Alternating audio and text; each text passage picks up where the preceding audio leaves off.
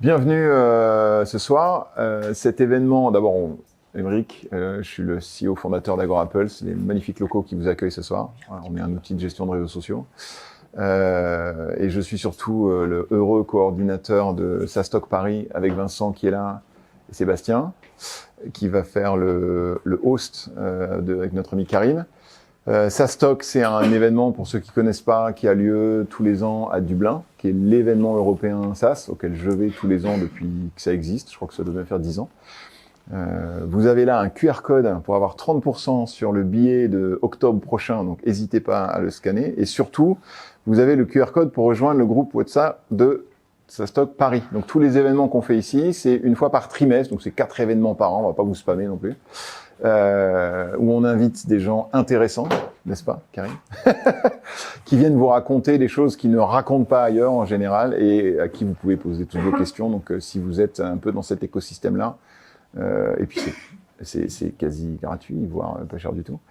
Donc, n'hésitez pas à rejoindre le groupe pour être au courant des prochains invités qu'on aura et des prochains événements et des prochains sujets. On a ce soir GoCardless qui sponsorise cet événement, qui viendra vous dire un mot dans une minute, si j'ai bien compris. Et on a comme autre sponsor, on a Thunders, évidemment, l'ami Karim. Juste, pour faire la vente, on est en train de les tester, on travaille avec eux depuis quoi? Ça fait un mois, hein, on les fouette depuis un mois pour que ça marche. Donc, si vous êtes en train de réfléchir à comment on fait la QA chez nous, en automatisant un peu mieux et en réfléchissant à l'ère de l'IA, à quoi peut ressembler la QA, ça sera là. Et je dis pas ça parce que je l'aime bien, je dis ça parce que j'aimerais bien que ça marche et qu'on puisse y arriver. Non, mais je dis ça parce que on est encore vachement early stage avec tous ces outils-là. Hein. Thunder, c'est ça combien de temps là aujourd'hui d'ailleurs? Une petite année, mais en termes de, c'est sur le marché, ça bêta test en public. Ouais, c'est ça, 3 mois. Donc on est quand même encore au tout début. Non, mais si ça marche, ça marche comme on veut que ça marche, c'est miraculeux et c'est génial. Donc, n'hésitez pas non plus à voir si ça peut être quelque chose qui soit une bonne piste pour vous. Et Fincom, l'ami Vincent qui est là, qui coordonne l'événement SaaStock Paris depuis 3 ans. Ça fait combien de temps qu'on fait ça? Ça fait 3 ans, hein. Et Fincom, c'est aussi un outil qu'on utilise. On avait ChartMogul avant, pour ceux qui connaissent ChartMogul, horriblement cher et horriblement pas sympa avec ses clients. C'est l'expérience que moi j'ai eue avec eux. Donc je suis parti dans une boîte qui est sympa avec ses clients et qui est plus au niveau de notre budget et qui fait tous les SaaS Metrics. Donc si vous avez besoin de traquer vos SaaS Metrics, Fincom, c'est une excellente solution que nous on utilise. Donc voilà, on ne parle que des choses qu'on utilise. Donc voilà pour le quart d'heure de pub. Ah non, j'ai pas fini mon quart d'heure de pub. C'est Sébastien qui m'a dit qu'il fallait le présenter parce que la dernière fois je lui ai dit c'est Sébastien et je me suis arrêté là. Il a trouvé que c'était de sa faute parce que tu m'avais pas dit ce que je devais dire. Sébastien qui est CRO freelance et qui aide les entreprises avec leur Customer Growth Led. Non, le Customer Led Growth. Voilà, il m'a appris un nouveau terme ce soir. Donc c'est comment on fait en sorte que vos clients soient vos premiers commerciaux et vos premiers fans et vos premiers ambassadeurs et vos affiliés. Voilà. Comment vos clients vous aident à vendre et qui aident les entreprises à monter upmarket, qui est un truc que j'essaye de faire depuis 5 ans, donc peut-être qu'il faudrait que je fasse appel à ces services. Non, je rigole. Voilà, qui est un des trucs les plus difficiles à faire. On est parti, nous, en étant une boîte SMB inbound, très PLG et très no touch, et on a vite compris qu'il fallait, pour réduire le churn qui était assez élevé chez nous, on avait pratiquement 4,5% de churn net par mois. On s'est dit, on va pas arriver à passer le plafond des 20-25 millions avec un churn pareil, donc ça fait il y a 5 ans déjà. Faut qu'on monte upmarket. Probablement le truc le plus dur que j'ai jamais eu à faire, mais voilà, Sébastien aide les entreprises qui veulent faire ça à le faire plus vite. Voilà pour le quart d'heure de publicité. J'espère que c'était pas trop long. Et non, il y a encore GoCardless qui parle là. Voilà, il y a encore, allez. 2 minutes. 1 minute, 2 minutes. Allez, 2 minutes. Je suis pas là pour faire le pitch GoCardless, mais juste quand même vous donner une petite idée. Donc je suis Camille. Je m'occupe de toute la partie partenariat. Donc chez GoCardless, je travaille avec Vincent chez Fincom et d'autres partenaires.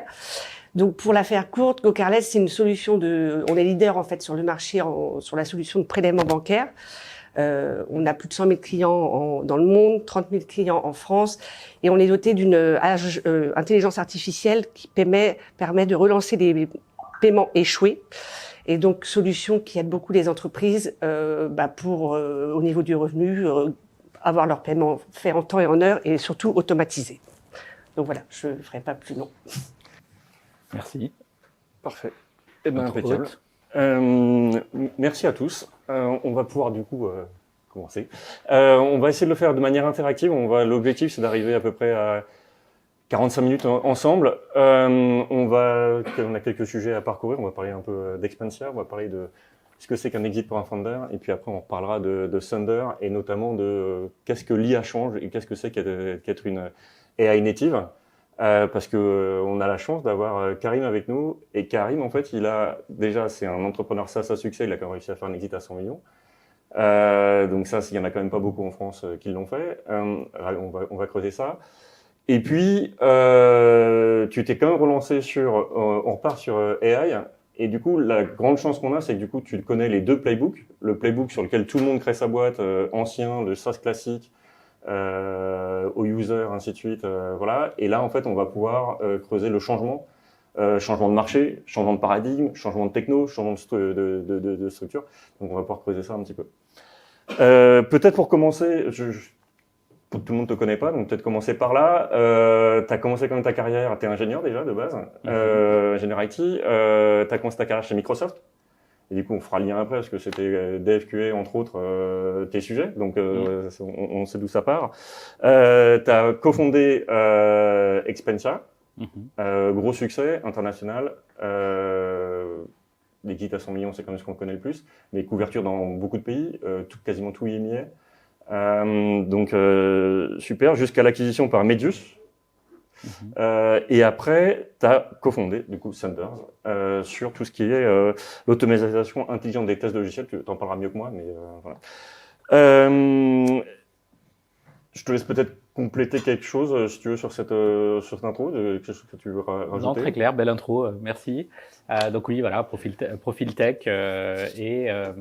Moi, mon obsession, c'est prendre des sujets très chiants. Ça, c'est le premier point. Prendre des sujets très chiants, être sûr qu'il y a des gens qui sont prêts à payer pour que ce soit moins chiant et essayer de le résoudre différemment de ce que c'est résolu sur le marché. Et donc ça, c'est le lien le plus fort entre les deux aventures et puis on les creusera ensemble. J'ai espoir que ça soit un minimum interactif. Donc moi, faut pas hésiter à m'arrêter. Merci si le micro ne s'entend pas, merci. Donc n'hésitez pas à m'arrêter, poser des questions. Voilà, le but c'est que ça soit interactif, pas quand vous fassiez un podcast. Et puis j'espère que l'apéro sera bon après. C'est Gogarless qui paye, c'est ça? Donc est-ce qu'il est bon l'apéro? C'est souvent pas mal. Hein, souvent les gens restent, donc on va dire que c'est pas mal. Parfait. Donc on pourra réseauter après. Il y a aussi 2-3 personnes de Thunder. Vous pourrez leur poser des questions, voir une démo, etc. Eh ben on va passer direct. T'as dit tes sujets qui te passionnent, c'est trouver un sujet qui est chiant et le faire qui fonctionne. Pour toi, c'est quoi ce qui explique en fait le succès d'Expansia? Peut-être commencer comme ça en fait. C'est très chiant. Non. Ouais. Tu sais, c'est ça cette vision, c'est le fait de prendre un sujet que personne n'a envie de traiter et d'avoir des gens qui sont prêts à le payer. Est-ce que c'est parce que on le dit souvent, c'est une exécution sans faille qui fait que vous avez fait un truc génial, ou est-ce que c'est ta botte secrète en fait, en fait, c'est un peu le Tunisian mix, d'avoir d'être ce mode hybride France.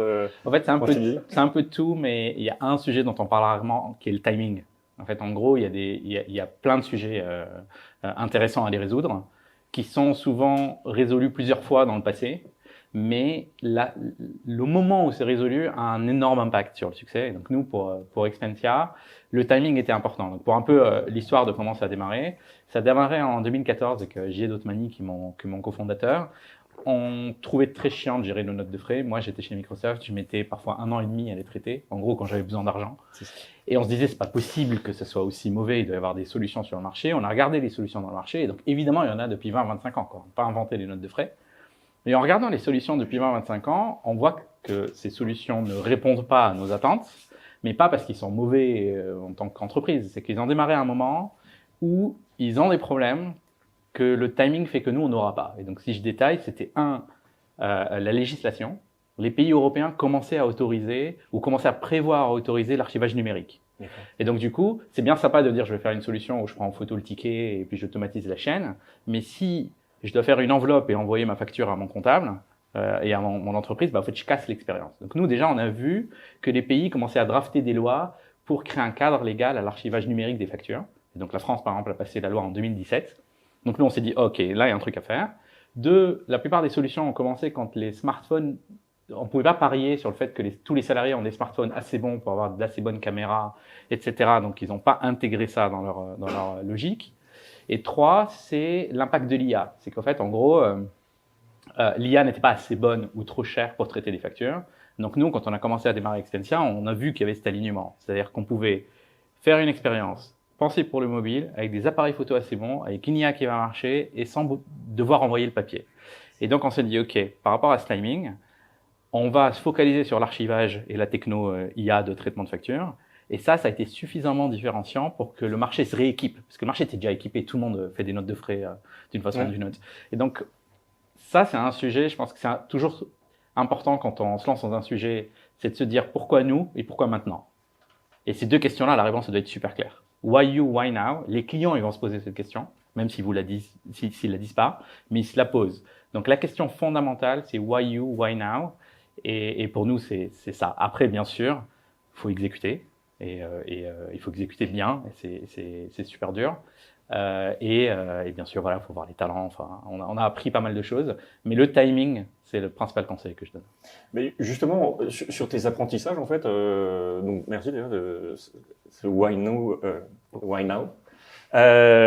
Sur tes apprentissages, qu'est-ce que toi, en tant que CEO, parce qu'en fait, on a beaucoup de founders dans la salle, donc c'est surtout ça qui va nous intéresser. Qu'est-ce que toi, en tant que CEO, t'as appris trop tard, malgré le succès, parce que c'est quand même un beau succès, mais qu'est-ce que t'as appris trop tard que t'aurais voulu découvrir beaucoup plus tôt ou faire différemment Alors, tu as dit qu'on avait 1 heure. Ouais. Je pense qu'il faut 15 heures. Mais... blague à part, je dirais 1, la vitesse. Je pense qu'on sous-estime à quelle vitesse il faut aller. Nous, avec Expensia, sincèrement, les 4 premières années, elles étaient super lentes. On était vraiment lent à trouver le bon marché. Les lois ont mis du temps à changer. On a fait beaucoup d'R&D avant d'être face au client. Puis tu te rends compte que le client, il veut pas exactement ce que tu as fait. Donc, c'est plus lent de pivoter quand tu as déjà fait beaucoup d'R&D. Donc, je dirais la vitesse d'exécution.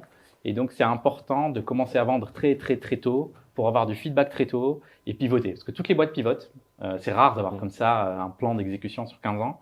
Et donc, du coup, le plus vite tu confrontes ton plan à la réalité, le mieux c'est. Donc, moi, je regrette le temps qu'on a fait, le temps d'R&D qu'on a fait au démarrage d'Expensia, sincèrement. Ça, c'est 1. 2, le niveau de talent nécessaire pour faire. C'est-à-dire qu'au début, en fait, tu recrutes sur le niveau de motivation, le niveau de vitesse, etc. Mais ensuite, quand tu dépasses 1, 2, 5 millions, il y a un peu une vallée de la mort en Europe des éditeurs à 5 millions. C'est très difficile à passer. Et souvent, c'est difficile à passer parce que ces équipes-là n'ont pas les talents nécessaires pour passer à la prochaine étape. Et c'est pas facile parce que tu veux pas avoir des dinosaures, tu veux pas les recruter sur le marché, des gens qui vont te casser ta vitesse parce qu'ils ont jamais été dans une boîte assez rapide. Mais en même temps, tu peux pas faire qu'avec des stagiaires, si je caricature, tu vois. Et donc, regardez autour de vous le nombre d'éditeurs SaaS qui sont coincés à 5 millions en Europe, c'est impressionnant, quoi. Et donc, ça aussi, ça a été dur, c'est que en fait, c'est des problèmes qu'il faut gérer très tôt. Pour donner un exemple concret, supposons tu recrutes un CMO. Ok, donc tu démarres, vous êtes 3 dans la boîte, tu recrutes un CMO. Ce CMO, c'est ton CMO monde. Mais en fait, tu as 3 000 € de budget. Et si tu n'as pas la conversation très tôt sur le fait qu'on va grandir ensemble, mais que souvent les entreprises grandissent plus vite que les people qu'il y a dedans, nous inclus en tant que fondateurs, en fait, tu arrives à un moment où tu mets la personne face à la boîte, elle a grandi, soit il pédale à l'infini, tu le mènes au burn-out, soit il faut le remplacer. Alors que si tu as une conversation RH très tôt, j'aurais voulu le savoir tôt et on me l'a donné ce conseil, mais tardivement dans l'expérience, en fait, tu peux dire à la personne très tôt, on va grandir ensemble, puis un jour, peut-être que tu seras CMO Europe. Ok. Mais CMO Europe qui gère 3 millions de budget, c'est mieux que CMO Monde qui gère 3 000 budgets, tu vois. Et peut-être qu'un jour, la France sera tellement profond qu'en fait, tu deviendras CMO France, tu vois. Et que c'est pas une régression en soi. Vous voyez ce que je veux dire? Et donc ça, pareil, c'est comment tu crées un chemin pour le talent de tes équipes. Et maintenant, je le dis quasiment dès l'entretien. En étant sincère, en disant les boîtes grandissent plus vite que les gens, si on fait une licorne. Incluons-nous. Et en fait, il faut qu'on soit ouvert à l'idée de tu peux continuer à progresser, grandir, avoir un scope plus grand, mais avoir un titre moins beau. Et du coup, très bien pour les équipes, je pense je le vois beaucoup, moi, la vallée des 5 millions et puis la taille des équipes. Mais toi, en tant que CEO, à quel moment, en fait, t'as un moment, en fait, tu t'es dit, tiens, j'ai grandi en tant que CEO, qu'est-ce qu'il y a un moment, en fait, où quelque chose que t'as appris, où tu te dis, je suis plus le même? Oui, c'est à chaque fois que tu te rends compte que tu faisais très mal. Des fois, il y a des déclics sur des sujets où tu te dis, mais pourquoi je faisais comme ça avant, tu vois. Donc, oui, c'est qu'en fait, moi, ce que j'aime bien dire, c'est que nous, en tant qu'être humain, on progresse de manière un peu linéaire ou un peu graduelle. Tu vois, tu progresses un tout petit peu chaque jour. Mais ta boîte, elle progresse comme un escalier, quoi. Donc, des fois, tu te prends des claques parce que d'un coup, c'est devenu plus dur. Par exemple, tu faisais que France et tu penses que tu vas ouvrir 3 nouveaux pays et que ça va être pareil. Mais au fait, c'est un ordre de grandeur plus compliqué. Tu vois, parce que bah, tu as des personnes dont tu parles pas forcément la langue. Tu vois, moi, je parlais pas allemand, on a lancé l'Allemagne. Bah, en fait, du coup, tu dois structurer ta boîte de manière où tu peux pas tout savoir tout le temps. Alors, il y a de l'IA et tout. Tu te mets à avoir différentes strates de management. Tu te mets à devoir penser comment tu gères la performance dans ton entreprise. Donc, tu as des gros paliers, tu vois. Et donc, quand tu te prends ce palier, bah, en fait, tu as un temps de progression et des fois, tu as un vrai déclic où tu te remets dans une zone de confort un petit peu plus. Tu te sens un peu plus en maîtrise. Et là, tu te dis, bah, ok, ça y est, j'ai passé ce palier-là. Mais c'est juste parce qu'il y a un autre palier qui t'attend encore. Mais je sais pas si ça répond à ta question, mais c'est vraiment quand tu sens que tu es à nouveau en maîtrise, ce qui dure que quelques semaines, parce que tu passes à l'étape d'après. Mais oui, c'est à ce moment-là. Et du coup, comment toi tu l'as abordé cette étape de je grandis moi-même? Tu t'es dit bah j'apprendrai sur le tas, voilà. T'as trouvé des coachs, t'as trouvé des gens pour t'entourer, des pairs, des réseaux. En fait, c'est un peu tout ça. J'aime bien. Je suis assez, comment dire. Moi, j'analyse beaucoup ce qui se passe autour de moi. C'est-à-dire que je regarde comment les gens se comportent et je me dis, ça j'admire ou ça il faut absolument pas que je fasse. Tu vois. Donc déjà, moi, dans ma nature, j'aime beaucoup regarder comment les gens font vraiment. Hein. C'est-à-dire que j'aime pas les histoires, j'aime pas les bouquins de Steve Jobs. Tu vois. C'est pas la vie c'est vraiment comment les gens résolvent des problèmes concrètement dans la vraie vie, etc. D'ailleurs, parenthèse, j'aime beaucoup un bouquin qui s'appelle Fire Someone Today, qui n'a rien à voir avec le fait de virer des gens. Et donc, c'est un CEO qui a monté 3 éditeurs de taille moyenne. Tu vois, il faisait 10-15 millions par éditeur. Et il raconte un peu ses struggles sur chaque sujet. Comment tu gères la finance, comment tu grandis, comment tu gères tes talents. Ça, c'est vraiment, c'est des choses qui sont très formatrices. Et aussi, moi, je suis quelqu'un qui est introverti et extraverti, en fonction du niveau d'alcool peut-être. Mais blague à part, j'ai appris à toquer sur les portes et d'aller demander aux gens. Tu vois. Par exemple, j'étais venu voir Émeric à un moment, si tu t'en rappelles Émeric, et alors qu'on se connaissait presque pas, tu vois. Et donc, c'est-à-dire que j'ai pas de problème à dire autour de moi, j'ai tel sujet, est-ce que tu connais quelqu'un autour de toi qui l'a déjà vécu? Et donc, tu vas voir la personne qui l'a vécu, et puis tu as un data point. Et puis, tu en as 2, puis tu en as 3, et puis au bout d'un moment, tu construis ton chemin. Parce que chaque chemin est différent, mais pas à 100%. Donc, de temps en temps, toquer à une porte et dire comment tu l'as vécu, c'est vraiment top. Et quand je me suis rendu compte que c'est utile, j'ai rejoint des réseaux qui font ça. Il y en a un que j'aime beaucoup, qui s'appelle Endeavor, Endeavor Entrepreneurs, qui est pas en France, mais qui est dans pas mal de pays, surtout des pays du Sud. Ça a démarré en Amérique latine, maintenant c'est sur différents pays.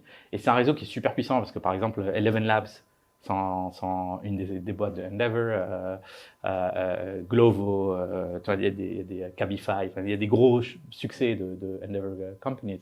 Et Endeavor, c'est génial comme réseau parce que tu as un Salesforce, tu te connectes, et quand tu as un vrai sujet, bah, en fait, tu peux aller toquer à la porte. Moi, je me posais des questions de scale du paiement. Je suis allé voir le CEO de Checkout. D'accord. Sur Endeavor. Je sais pas si vous connaissez le CEO de Checkout, c'est une des boîtes que j'admire le plus, même si c'est pas un bonhomme toujours très charmant et toujours qui a du temps.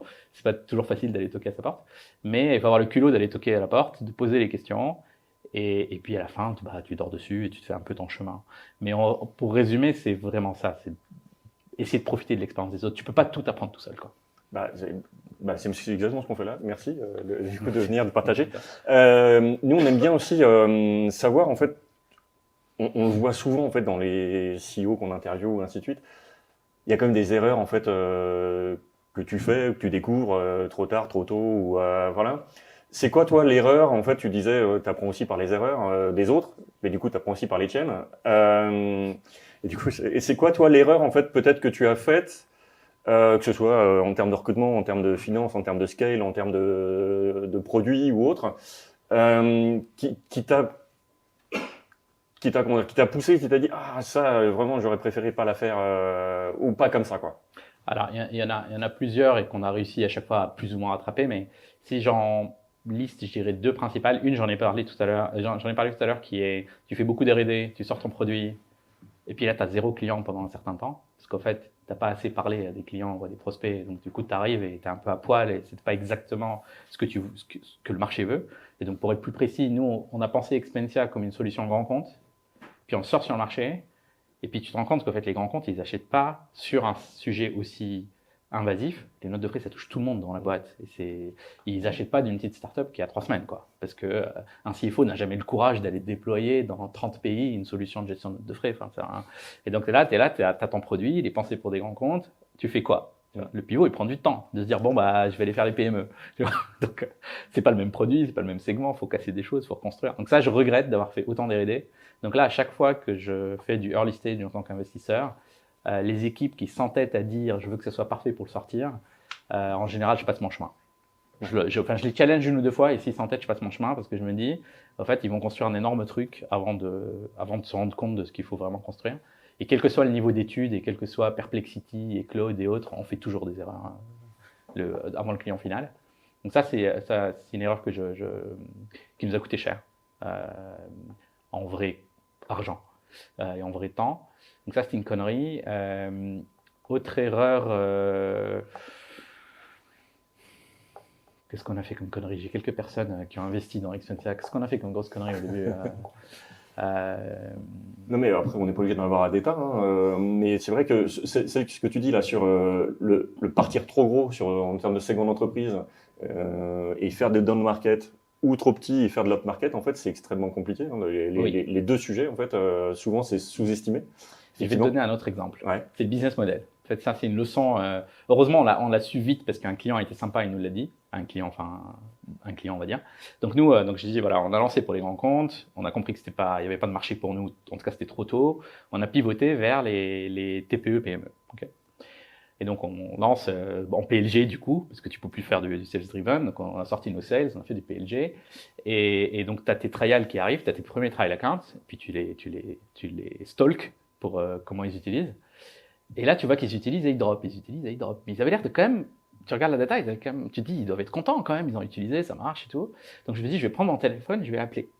Et là, je tombe sur quelqu'un et je lui dis voilà, j'ai vu que vous avez utilisé et tout, je veux du feedback, vous n'êtes pas passé en payant, sachant que c'était 6 € par mois, tu vois, par user. Donc, c'est pas non plus l'investissement d'une vie. Il me dit vos trucs, c'est génial, je prends une photo, ça reconnaît, enfin, c'est top. Je lui dis pourquoi vous n'avez pas acheté? Il m'a dit parce que ça me fait chier d'aider mon comptable. Et ça m'a vraiment marqué, c'était ces mots. Hein. Il m'a dit ça me fait chier d'aider mon comptable. Je dis c'est-à-dire, il dit bah, en fait, tu payes. Moi, j'ai un expert comptable externe, je le paye tous les mois. Et en fait, ça me fait chier de payer d'aider mon comptable.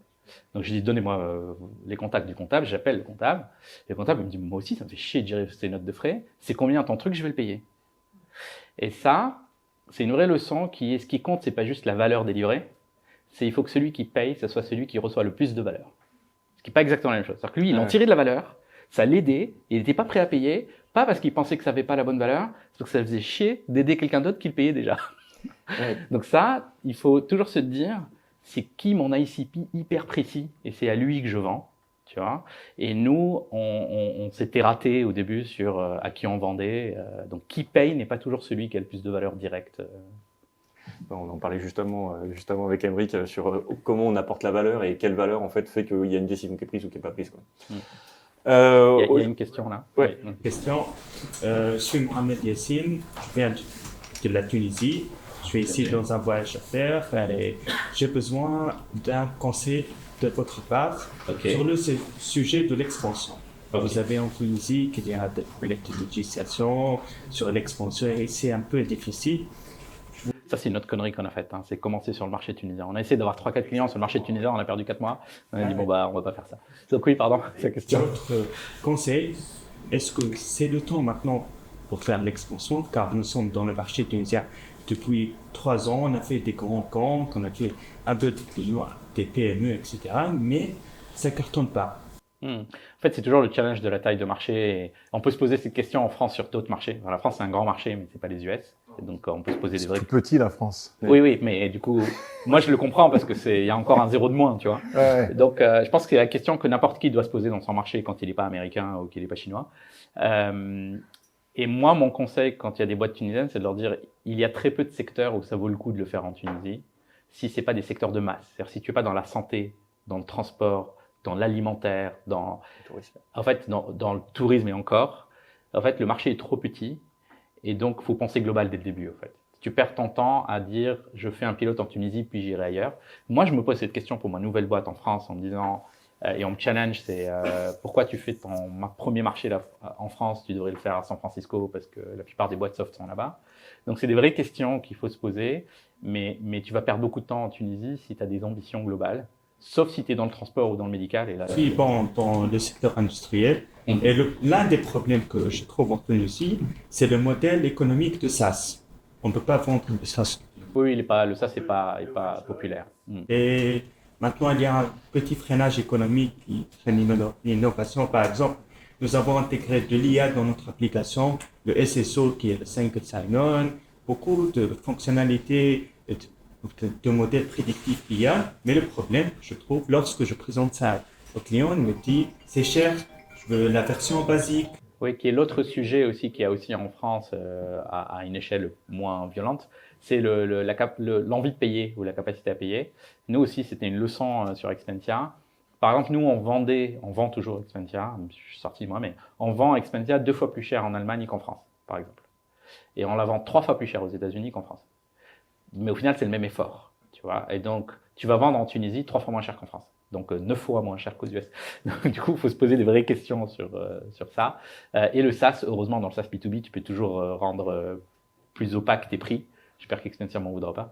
Mais l'envie de payer du logiciel, elle change d'un pays à l'autre. Et je trouve qu'en France, et sans rentrer dans la Tunisie parce que c'est trop précis, en France, avec notre DAF que tu connais, moi j'aimais bien leur dire, en fait, en France, on a l'habitude d'acheter des logiciels pourris pas chers. Il y a vraiment une culture d'acheter pas cher, même si c'est pourri. Et il y a d'autres pays où il y a une culture d'achat beaucoup plus haut de gamme, où les process d'achat sont plus longs, plus durs, mais les gens sont prêts à payer le prix. Tu vois. Et la Tunisie, tu es dans une extrême. Ouais, et puis tu prends les États-Unis, ils achètent sur une promesse. Tu vas voir des boîtes américaines, tu leur dis on va vous faire économiser 250 millions en achetant ça, il faut mettre tout de suite 15 millions, ils achètent. Oui. Moi, j'ai bossé beaucoup pour des boîtes américaines. Tu fais la même chose, le même playbook, avec le même produit, le même taille de boîte, les mêmes machins. Tu leur dis, faut économiser 250 millions, faut mettre 10 millions sur la table. Tu reviens quand on économisé les 250 millions, puis je verrai si je mettrais les 10 nous, on millions. a le même débat, on l'avait il y a 1 heure avant d'arriver. Aux États-Unis, tu arrives, tu te dis, j'ai une solution IA, ça va faire ça, ça, ça. Il te dit, OK, allez, 30 000, on fait un POC. Et puis, si t'es mauvais, je te dégage. Mais 30 000, ça vaut le coup. Et ici, tu dis un grand compte, ça va te coûter 2 000 € le POC. Tu fais 3 mois d'achat, quoi. Et donc, c'est donc ce mindset-là, il est fatigant. Ouais, il y a ça. Et puis après, pour revenir sur la question du marché, en fait, souvent il y a deux choses il y a plein de choses qu'on confondu. C'est, on parle souvent de TAM, Total Addressable Market. En fait, on se dit, on est dans un pays, en fait, et on va pouvoir adresser tout le TAM. En fait, il y a le TAM, il y a le SAM et le SOM, Serviceable et Serviceable Obtainable Market. Et en fait, il faut bien analyser ça, en plus de savoir le marché, parce qu'en fait, on peut avoir effectivement beaucoup d'entreprises, mais très peu qui ont réellement l'envie d'acheter, quoi. Donc ça fait partie des choses qu'il faut bien analyser quand on choisit un marché, quoi. Je voulais faire une petite transition et parler. Vas-y, une question. Une petite question, pour faire le point sur ce point-là. Je dis que c'est une question, plutôt une question plus calme. Je suivais l'expérience d'Expensia depuis 2016-17 à Cogit, à Tunis. D'accord. Ma question par rapport au marché, par rapport aux PMF, etc. À quel point tu te dis, on est early PMF, Expensia, sur ce marché-là? Oui, en fait, nous, c'était simple. Quand la loi sur l'archivage est sortie, en fait, en gros, on avait des taux de conversion dans le pipe qui étaient peut-être de 70% à ce moment-là, en France. Non, pas en PLG, en sales driven. C'est-à-dire, entre le moment où tu fais une démo et tu closes, on était à 70%. Et ça me manque cette période, tu vois. Parce qu'après, au bout d'un moment, tout le monde s'y met à faire de l'archivage et tout le monde s'y met à faire de l'IA. Et puis, tu reviens dans une vie normale qui est que quand tu parles à un client, il parle à 3 acteurs, 4 acteurs et tu fais 25% de conversion. Mais pour moi, le PMF, c'est vraiment ça. C'est que tu n'as plus besoin de faire du harcèlement à ton prospect pour qu'il signe. Il veut signer tout de suite. Et même s'il y a 3-4 trucs pourris, il les signe quand même parce que la valeur est suffisante. Je pense que c'est vraiment ça. C'est l'énergie que tu mets à signer, t'indiques le PMF et t'indiques le niveau de différenciation. Juste pour... t'as dit ce qui n'avait pas marché, mais t'as dit donc que dans ton go-to-market, finalement, ce qui avait bien marché, c'était un peu indirect avec les comptables. Au final, juste pour qu'on sache, qu'est-ce qui a vraiment... enfin, ça a été quoi le déclencheur et qu'est-ce qui a vraiment marché? Alors les comptables à la fin c'était tout petit, donc ça a permis au début, les comptables ça permet au début d'avoir un peu le tampon de confiance, tu vois, le truc qui marche, les comptables utilisent, on avait Grant Thornton comme client, on avait Deloitte pour les PME qui s'appelle Inextenso, enfin on avait des beaux logos, mais ça faisait pas beaucoup du revenu. Nous au final ce qui a marché c'est d'abord le SaaS classique, c'est-à-dire que tu fais du marketing, tu trouves des leads, tu les convertis, c'est les tiens, tu fais du direct, donc ça c'était plus de la moitié. Il restait un peu de PLG qu'on n'a jamais coupé, donc ça c'était 10-15%. Et beaucoup de partenariats. Donc les 35% qui restaient, si on a eu de la chance de trouver des partenaires ou sur certains segments de marché, on était un add-on indispensable pour eux. Donc moi, par exemple, un des partenaires qui m'a le plus manqué après le Covid, c'est Agentia, qui est Expedia B2B, qui est une branche B2B chez Expedia. Et en fait, eux, typiquement, ils sont face à des clients qui sont de deux catégories. Soit des clients qui acceptent d'acheter une agence, un outil de Reza, soit des clients qui veulent un outil combiné Reza plus note de frais. Okay. Et eux, ils n'ont pas un outil Reza plus note de frais, et ils se retrouvent taillés par un groupe américain qui fait Reza plus note de frais.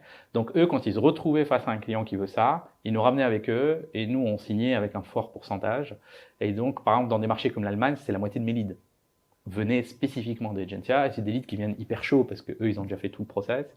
Donc nous, je dirais ça de pifomètre, je sais pas si mon ancienne DAF qui est là, je sais pas si elle se rappelle mieux que moi les chiffres, mais je dirais ça à 15, 35, 50. Donc 50 directs, 35 partenariats et 15 PLG classiques. C'est un bon mix. Du coup, je voulais qu'on parle un peu de l'exit avant de parler d'AI et de Thunder.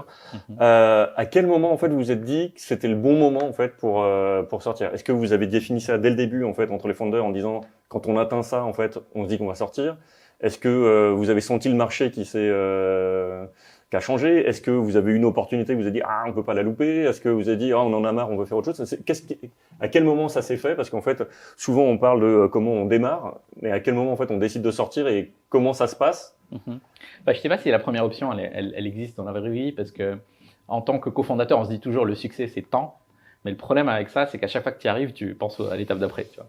Donc tu te dis bon, en fait, on a envie de gagner notre premier client, puis le premier million, puis c'est toujours le principe des objectifs. Tu voilà, donnes des objectifs et puis tu veux toujours les suivre après. Exactement. Donc je sais pas s'il y a des fondateurs assez disciplinés pour dire allez, ça y est, on est arrivé, maintenant on vend. Nous, on a eu plutôt le timing qui est que souvent tu vends pas, quelqu'un achète, et donc souvent c'est une vague. Donc nous, ce qui est arrivé, c'est que en gros, on est arrivé à un moment dans le marché où les acteurs comme nous, c'est-à-dire ultra spécialisés, c'est-à-dire que nous, on faisait une tâche dans la boîte, ou deux, trois, en fait, ils ont vraiment gagné sur le marché.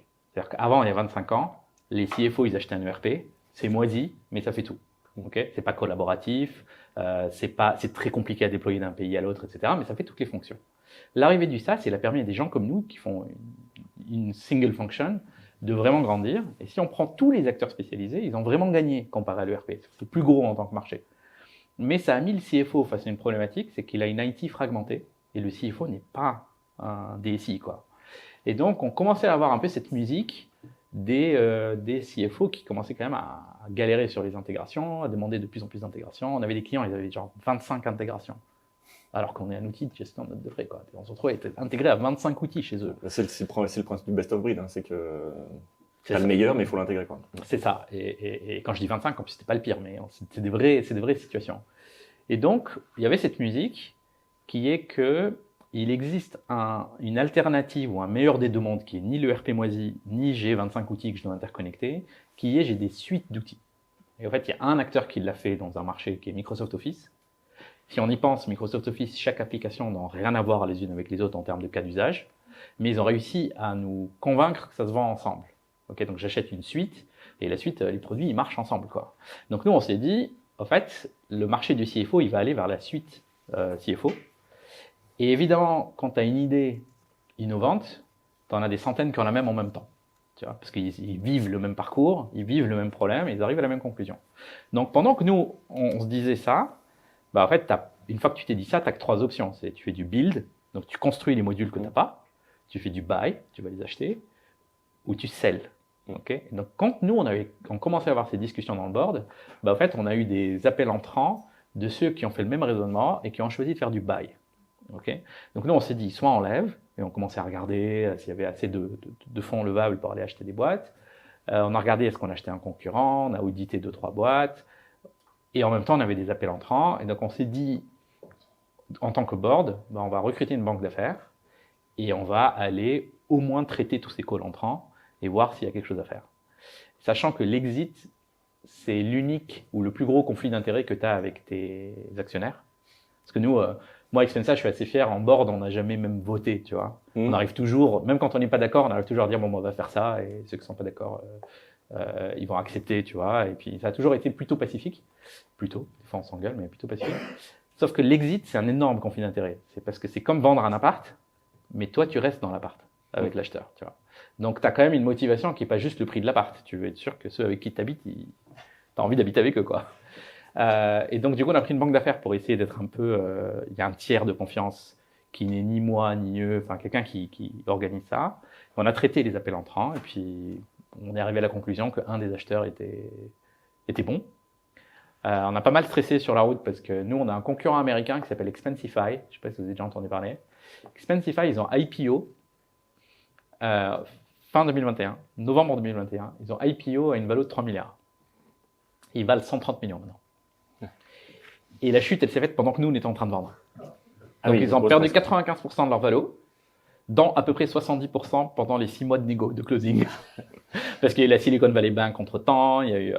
Et donc, forcément, quand ton concurrent qui te ressemble, il perd 1% par semaine, ou 2% par semaine, bah, en fait, ton racheteur, il a forcément un ancrage, où il se dit à un moment, je surpaye. Parce que toi, ton prix, vous l'avez déjà négocié, quoi. Et donc, vu qu'il se dit, je surpaye, la boîte qui voulait nous racheter, mais l'actionnaire qui devait financer, il a tout fait pour faire foirer le deal. Ah ouais. Parce que l'actionnaire qui allait financer l'opération, qui est un grand fonds américain que je ne citerai pas, mais qui fait partie des 5 plus gros, ils ont tout fait pour faire foirer, c'est-à-dire tout fait légalement, hein. C'est-à-dire qu'ils ont essayé de nous auditer pour trouver au moins une excuse pour pas racheter. Et moi, personnellement, c'était la pire expérience de ma vie. Parce que tu étais pas dans une relation où tu essaies de construire quelque chose. C'est-à-dire qu'ils ont même payé une boîte qui a scanné le dark web pour voir s'il y avait pas un truc, pour essayer de convaincre le CEO de la boîte qui nous rachetait que c'était une connerie de nous racheter. Et comment tu as réussi à contrer ça ou tu... En fait, avec le CEO qui avait en face, on était tous les deux alignés. On voulait faire cette fusion, on y croyait. Mais bon, du coup, ça a traîné, ça a été long. Il fallait montrer patte blanche. Enfin, c'est un vrai challenge. Et du coup, comment tu as vécu le post-sell? Du coup, bah, on a soufflé déjà, parce que ça a été très long et très dur. Bah, en fait, le post-sell, on a vécu comme le besoin de commencer à marier deux cultures différentes. Vous y étiez préparé avant ou Non. C'est une fois que ça a démarré, vous vous êtes dit comment on va y aller, quoi. Non, et c'est une énorme connerie. Normalement, quand tu achètes une boîte, au moment où le rachat est annoncé, normalement, tu as un plan d'intégration. Au moment où tu annonces la vente, tu annonces à tout le monde ce qu'ils vont faire. Tu vois. Nous, au moment où on a finalement signé la vente, personne ne savait ce que vous allez faire. Parce qu'on a passé les mois à s'écharper sur... à cause du fonds est-ce qu'on fait la vente ou est-ce qu'on fait pas la vente? Et donc, au moment où ça a été signé, on l'a signé en juillet. Donc, en plus de pas savoir ce que chacun allait faire, on se posait tous des questions de tu pars où en vacances, quoi. Sachant que notre acheteur est suédois et les vacances sont encore plus longues. Donc ça aussi, c'est dans les conneries à ne pas refaire, c'est un rachat et une intégration, c'est beaucoup plus dur que 30 slides. Et donc, oui, ça a été un sujet de faire cette intégration. Du coup, tu es resté combien de temps, du coup, après post-sell? 18 mois à peu près. 18 mois. Mmh. Voilà, à peu près la moyenne, quoi. Oui, c'était pas le plan. Moi, c'est une fusion que je voulais. C'est-à-dire que moi, je crois que le marché va aller vers des suites. Et ça va être partout, hein, même pour le CMO, ça va être un vrai sujet qui est les C-level, on les a tous transformés en des DSI, quoi. Il n'y a pas un métier où tu n'as pas 30 outils à les connecter. Le CRO, il a 30 outils. Au moins. Ouais, bah, au moins. Et donc, du coup, il y a un vrai sujet qui est qu'est-ce qu'on va faire de tout ça. Peut-être que l'AI et les MCP vont nous sauver. Peut-être. Ou complexifier, parce qu'en fait, chaque utilisateur rajoute son propre Shadow AI. Mais en tout cas, il y a un vrai sujet qui est est-ce que les C-level, ils vont garder leur santé mentale à acheter 30 outils? C'est une vraie question. Donc, moi, j'y crois à ça. Je voulais cette fusion, mais l'IA générative m'a attiré et l'intégration n'a pas été suffisamment bonne. Et donc la combinaison des deux a fait que les sirènes de l'entrepreneuriat nous ont rappelé. Eh ben parfait, c'était ma transition toute rêvée, merci. Et du coup, qu'est-ce qui t'a donné envie de repartir? Parce que 10 ans sur Expensia, la fusion qui comble pas tes attentes, et tu te dis, allez, En fait, on y retourne quoi. Parce que j'ai pris un trop long congé. Non, j'ai pris un congé paternité. Ah J'ai ouais. une une première enfant. J'ai fait un congé paternité. Et en fait, ce qui est utile quand tu prends un vrai congé paternité, j'ai pris 6 semaines, je crois, ou 7 semaines, c'est que tu as le temps de réfléchir. Et là, tu te rends compte qu'au fait, c'est une question de timing. En fait, on est reparti avec J-Ed, on s'est posé et on s'est dit, qu'est-ce qu'on aurait pu faire différemment? Pourquoi on n'a pas fait une licorne? Okay, pas que on sent pas qu'on a échoué, tu vois. Mais on s'est dit voilà, juste pour l'exercice intellectuel, pourquoi on n'a pas fait une licorne? Et on s'est dit, bah, en fait, on a mal géré le scale. Expensia est devenu international trop tôt. C'est international subi, qui est aussi un apprentissage. C'est que dans le B2B, dans certains outils, dans les outils RH, c'est dur de vendre à Natixis France, quoi. Parce que Natixis, ils ont 12 pays et ils vont pas s'amuser à acheter 12 outils. Donc, on est devenu international trop tôt. Donc, la R&D s'est complexifiée. Il fallait faire de l'assurance qualité, suivre les lois. Enfin, on n'a pas créé la machine qui nous permette, du point de vue R&D, à garder la même innovation et la même qualité dans autant de pays. Parce que vous étiez aussi sur un métier réglementé, la note de frais, un métier réglementé, les lois changent, l'archivage, t'avais beaucoup de contraintes techniques aussi, quoi. Et donc la matrice était vraiment complexe. Donc on est arrivé ensemble à la conclusion qu'en fait, on aurait pu mettre de l'huile dans le système, dans la R&D. Et là, on a une intuition qui est le testing est probablement notre frein. On a fait un petit questionnaire pendant les congés en se disant, avant d'aller foirer les 10 prochaines années, on va déjà regarder si ça intéresse quelqu'un. On a fait une petite étude et là, on a vu qu'avec des questions super ouvertes à des CTO, des CPO, etc., on leur dit, voilà, est-ce que tu trouves que la techno en général, c'est un contributeur positif à ton business ou négatif? C'est impressionnant, hein. La majorité, on dit que la techno, c'est leur frein à leur business, pas leur moteur. Des CTO, des CPO. CTO, CPO, CEO, c'est-à-dire qu'ils considèrent que eux, par exemple, je sais pas, tu te dis, allez, je lancerai bien l'Asie du Sud-Est, et là, tu te dis, non, mais au fait, ça va prendre des années pour faire que le produit soit bon, pour l'adapter, pour le... Tu vois ce que je veux dire? C'est ça que j'appelle le frein.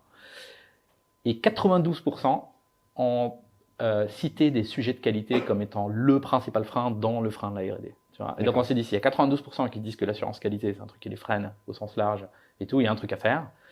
Et le timing, on a jugé qu'il est bon et l'avenir nous dira, c'est qu'on était à un moment où les LLM, si on est honnête entre nous, pour l'instant, comme techno sous-jacente, c'est assez pourri.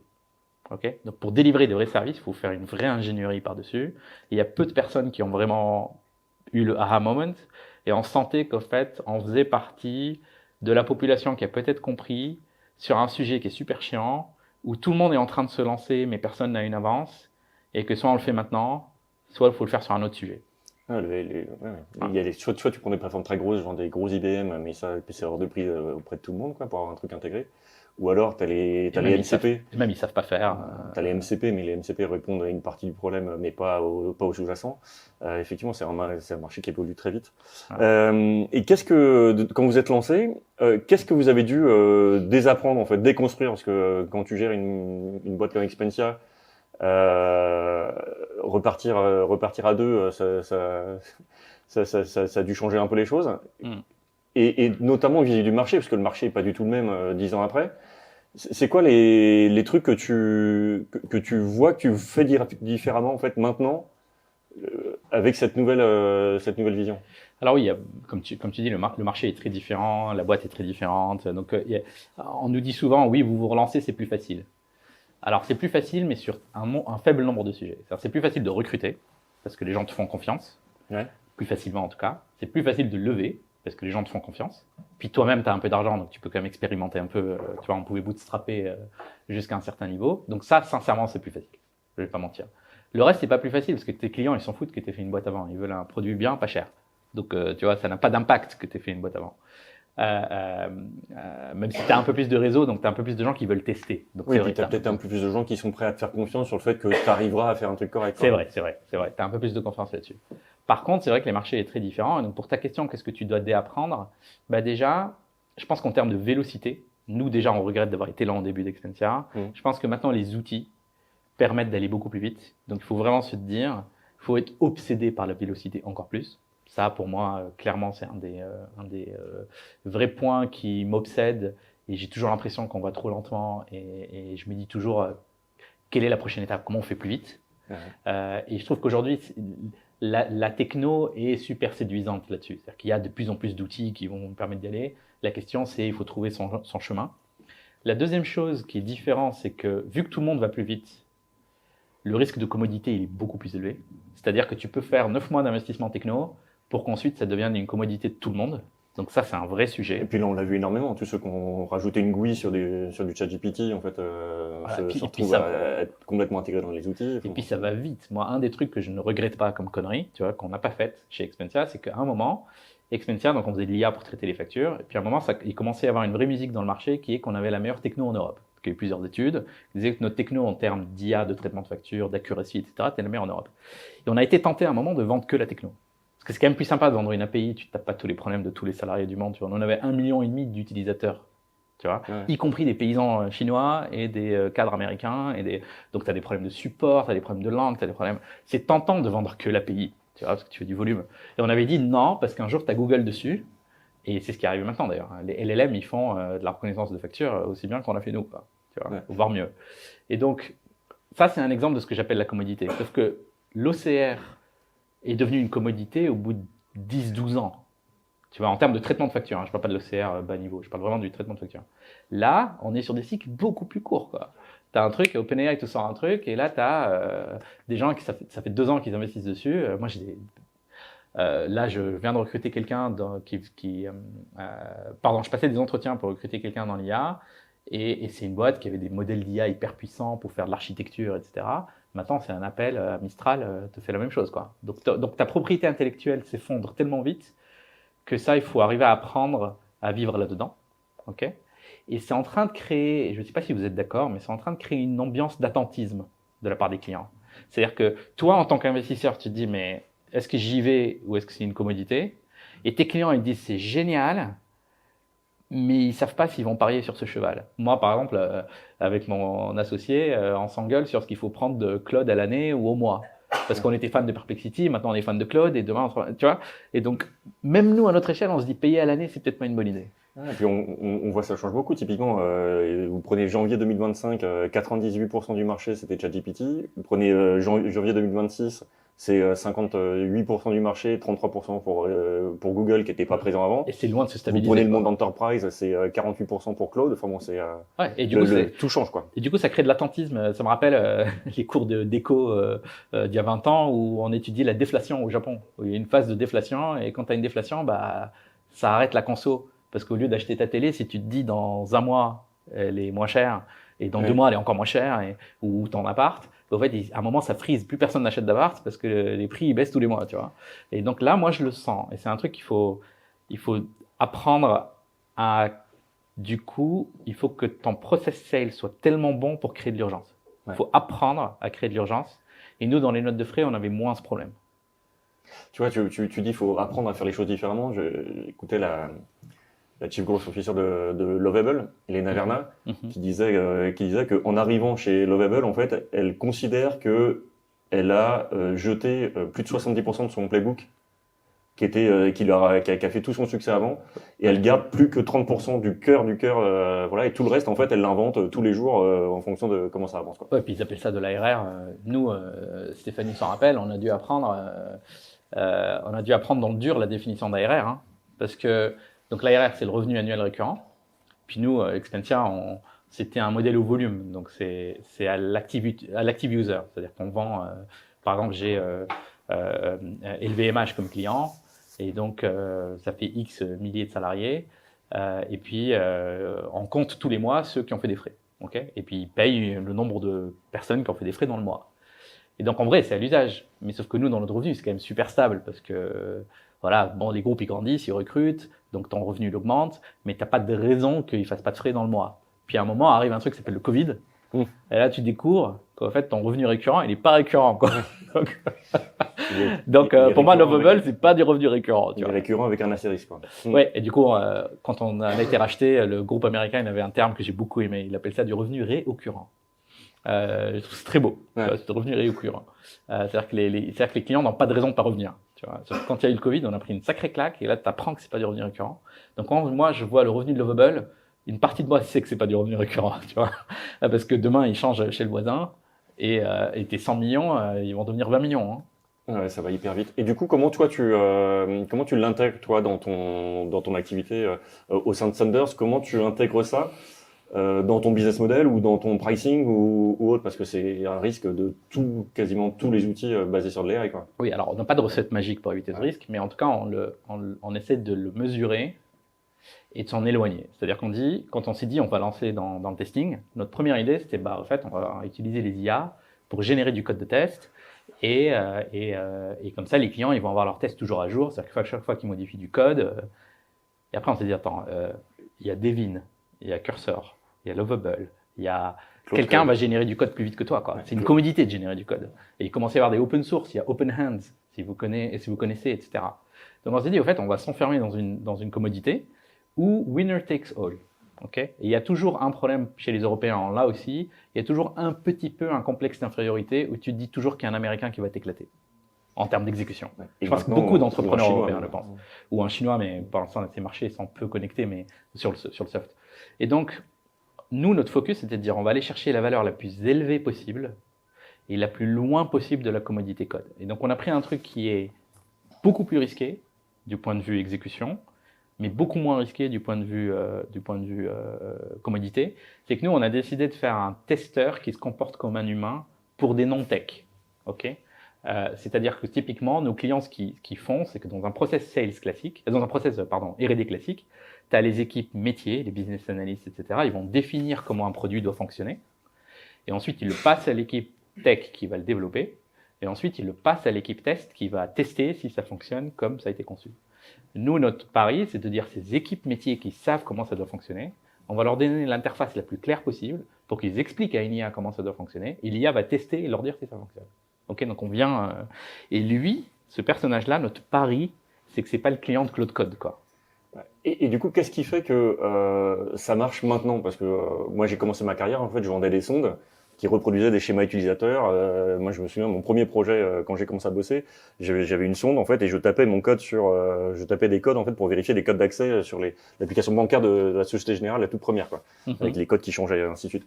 Donc ça a toujours existé, en fait, l'automatisation du test. Absolument. Qu'est-ce qui fait que, et puis c'est pas toi que je vais l'apprendre, hein, mais qu'est-ce qui fait que maintenant, avec l'IA, en fait, tu résous un problème que tu pouvais pas résoudre avant?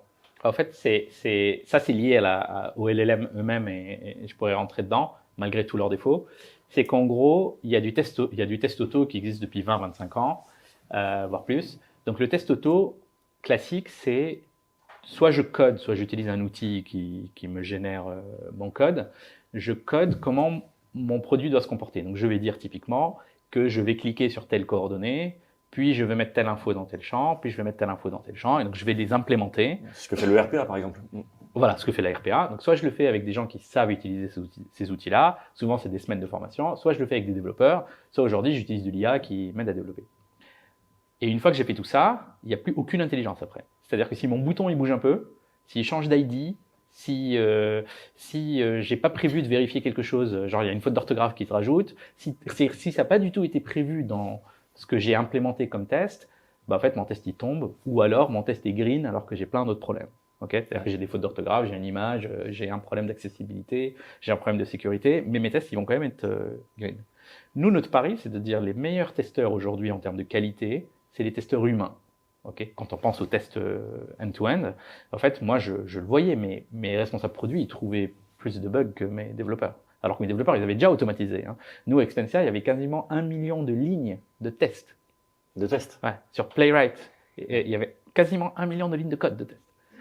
Et donc, quand tu regardes ça, tu dis, OK, en fait, tu mets une armée d'humains pour tester ton produit, mais même si tu as une armée d'humains, tu as quand même un cycle qui est plus long, parce que, voilà, c'est pas dispo 24/7, tu as un temps d'exécution, etc. Soit, et les LLM, c'est la première fois où on s'est dit, il y a possibilité de le faire radicalement différemment, ben, le LLM, c'est ce qu'on a de plus proche d'un humain, automatisable, tu vois. Donc, on s'est dit, comment on va prendre ce LLM et on va le faire se comporter comme un être humain. Et donc, la différence dans mon exemple de je clique sur telle coordonnée, je remplis tel champ, etc., c'est que tu peux le dire en français. Tu vas dire remplir tel nom, remplir tel prénom, cliquer sur suivant. Et après, l'application, elle peut changer.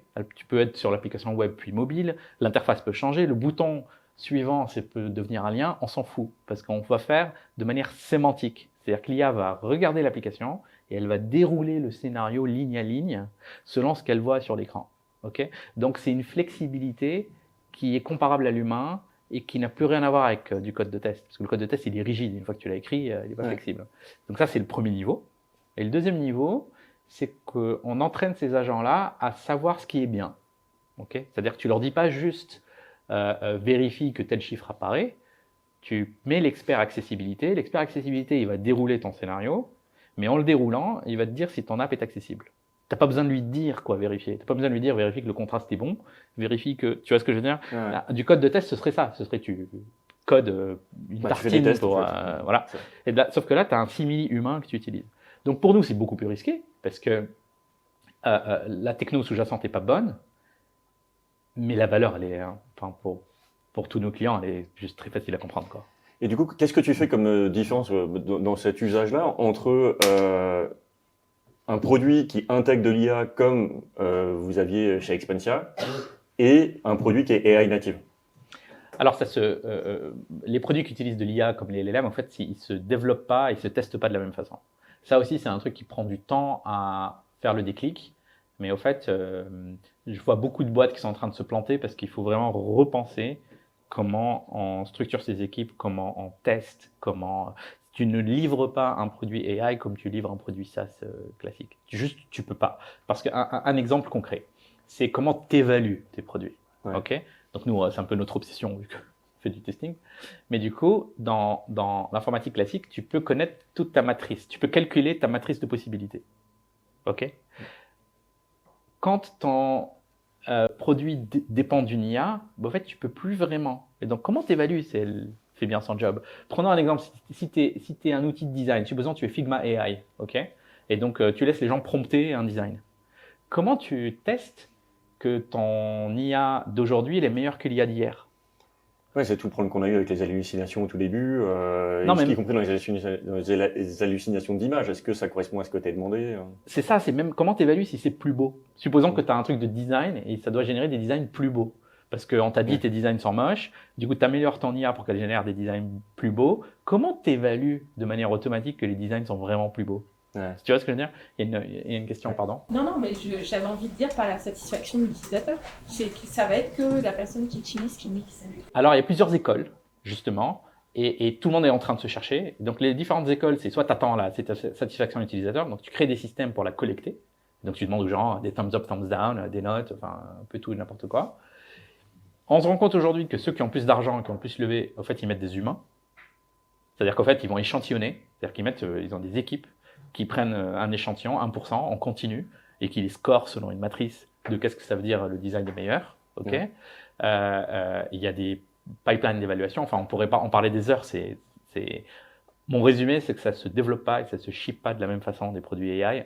Et je pense qu'il y a plein de gens qui sont en train de se planter parce qu'ils ne suivent pas le bon process pour délivrer du software et parce qu'il n'y a pas des best practices encore rédigées, quoi. Il n'y a pas de book, pardon. Tu fais une stratégie de gendarme et voleur, de toujours essayer d'évaluer pour évaluer la qualité. Donc tu peux utiliser des LLM qui évaluent, mais du coup tu as un problème de preuve parce que le LLM qui évalue lui-même, il a une part d'aléa. Aussi les LLM, on se rend compte aujourd'hui sans rentrer dans la science-fiction, mais le problème des LLM, c'est que pendant que tu les évalues, les meilleurs LLM se rendent compte qu'ils sont en train d'être évalués et donnent des meilleurs résultats que quand ils sont en prod. Okay. Opus 4.5 en fait partie. Donc les LLM les meilleurs, ils se rendent compte, ils arrivent à détecter qu'ils sont en train d'être testés et ils font des meilleurs scores. C'est un peu comme quand tu passes un examen, je suis sûr que tu es meilleur en maths que quand ta cousine te pose une question au téléphone, quoi. Donc et ça ça change radicalement comment tu fais du soft. Tu vois ce que je veux dire? Donc nous, ça fait partie des sujets. On a des énormes pipes d'évaluation et des fois tu dois trouver des stratégies pour contourner la stratégie du LLM. Oui. Et ça, c'est l'impact sur la tech, mais sur le go-to-market, comment ça change par rapport à Expansia chez Semrush? Alors, le go-to-market, déjà, il faut revoir toutes les logiques de pricing. Le pricing change, ok, et je trouve qu'il n'y a que 4 mauvaises options. Donc, nous, on a choisi une des mauvaises options. Okay, donc, on fait des crédits. Et donc, c'est pas des tokens, c'est des crédits à la valeur. Donc, on a packagé la valeur. Donc, on dit, en gros, on vend notre IA comme si c'était un testeur humain que tu payes à la fraction de seconde. Si je caricature, ok. Et donc tant qu'il teste pour toi, tu le payes, et s'il teste pas pour toi, tu payes pas. Et donc, parce qu'on veut que les gens se disent que chaque dollar de facture qui arrive de chez nous, c'est 30 $ de ROI chez eux. Tu vois ce que je veux dire? Je veux qu'ils réfléchissent comme ça, en se disant, c'est pas grave si la facture augmente, c'est que j'ai autant économisé en test manuel. Mais sinon, tu fais de l'abonnement, mais tu maîtrises plus ta marge. Tu vois, nous, Expensia, si j'enlève le support client, juste pur SaaS, je sais pas, on faisait 92% peut-être, ou 91%. Si tu rajoutes le support, on faisait peut-être 85%. Je sais pas si dans l'IA, ces taux-là vont exister dans les prochaines années. Ça, c'est un vrai sujet. Donc, dans le go-to-market, pour revenir à ton point, il y a le pricing. La sécurité est revenue comme un sujet pour les clients. Moi, Expensia, j'ai jamais fait d'on-prem. Okay, même en ayant Thales, même en ayant EDF, même en ayant... T'as des discussions difficiles, mais ils finissent par aller dans le SaaS. Alors, c'est des données sensibles, les notes de frais. Quand tu vends de l'armement, c'est intéressant de savoir dans quel pays t'étais, tu vois, en termes de confidentialité. Dans l'IA, par contre, tout le monde est en train de revenir à l'on-prem. Et les clients commencent à te dire non, les grands comptes, ils disent tous, je veux de l'IA chez moi, je fais pas confiance, parce qu'ils commencent à comprendre que cette IA, c'est pas une API, quoi. C'est un simili humain que j'ai. Et tes simili humains dans ta boîte, tu vois, quand tu as un nouveau salarié, quand tu l'embordes le premier jour, tu lui donnes pas les clés d'accès au compte bancaire, tu vois. C'est pas le premier truc que tu lui donnes. Il y a une phase de confiance. Et donc, les clients, ils commencent à se dire qu'ils sont en train de faire ça au LLM. Ils leur donnent direct accès à l'IT et sans contrôle, bref. Tu vois l'idée. Donc, ça change vraiment ta stratégie go-to-market et tout le monde se cherche. Je ne vais pas te dire qu'il y a une recette magique. Tout le monde se cherche. Il y avait une question ici, pardon. Oui. Pour moi, c'est intéressant. Comment vous décidez sur la partie dans votre solution? Est-ce que c'est plutôt, disons, vous avez dit que c'est les équipes métiers qui écrivaient les scénarios, tout ça. Comment vous trouvez le juste milieu, disons, pour ne pas transformer les équipes métiers en testeurs en eux-mêmes, c'est trop détaillé, et en même temps ne pas aller vers... Alors, c'est une bonne question. Et ça va me permettre de revenir au go-to-market. Je vois un mouvement qui est en train de se faire. On résiste un peu, mais maintenant on commence à être convaincu de le faire. Donc, je vais revenir à ta question. En fait, la première réaction quand des clients à nous disent à leurs équipes métiers, vous allez tester maintenant, la première réaction, c'est guerre civile. C'est je testais pas avant, pourquoi je teste maintenant? Donc, nous, on leur montre qu'en fait, c'est pas vrai. Les équipes métiers, des PM, par exemple, des product managers, ils expliquent aux équipes de test quoi tester. Okay? Avec nous, ils passent moins de temps à expliquer à l'IA quoi tester que le temps qu'ils passent à expliquer aux testeurs quoi tester. Ça, on l'a prouvé. Tu vois, c'est-à-dire que ce temps-là, il existe. C'est un échange. C'est qu'avant, ils expliquent aux équipes de test, puis ils lisent les rapports, puis ils reviennent, puis des fois, les équipes de test n'ont pas testé ce qu'ils voulaient. C'est encore pire quand c'est des grands groupes et l'équipe de test est en Inde ou en Tunisie Donc ça, en réalité, on leur montre que c'est plutôt une prise de pouvoir. C'est un peu comme le vibe coding. Le vibe coding, il y a deux types de clients qui vibe code. T'as soit le développeur qui sait développer, mais que maintenant il développe 10 fois plus vite, soit tu donnes du pouvoir à des gens qui savent ce qu'ils veulent faire, mais n'ont pas les skills. Okay? Nous, on est des vibe testeurs. C'est-à-dire qu'on a deux types de clients, des testeurs qui savent tester, qui nous utilisent pour aller 10 fois plus vite, mais je pense que notre vraie valeur révolutionnaire, c'est le vibe testing. C'est de permettre à celui qui sait ce qu'il veut tester, mais qui n'a pas la capacité de les automatiser, de pouvoir maintenant magiquement les automatiser. Et donc, nous, on va vers ça. Et donc, Émeric faisait une remarque tout à l'heure parce que eux, ils font partie de cette population-là, surprenamment. C'est une boîte tech, mais ils ont choisi le schéma le plus ambitieux qui est de dire, je vais maintenant forcer mes équipes product à faire du end-to-end. Ils font la spec, ils font les tests, et comme ça, une maîtrise de la qualité, et tu raccourcis le cycle de release. Et donc, forcément, t'as de la transfo, t'as des choses à faire. Et donc, pour revenir au go-to-market, il y a un mouvement qui est en train de se faire dans l'AI. C'est avec tout ce que j'ai dit sur les temps de transfo ou les temps d'adoption, il y a un mouvement qui est en train de se faire qui est contre-intuitif, c'est qu'on revient au service. Alors qu'avant, c'était un peu la honte. Quand tu es une boîte SaaS, ta part de service, tu vois, les investisseurs, ils la regardaient en mode, ça c'est un peu... Comment?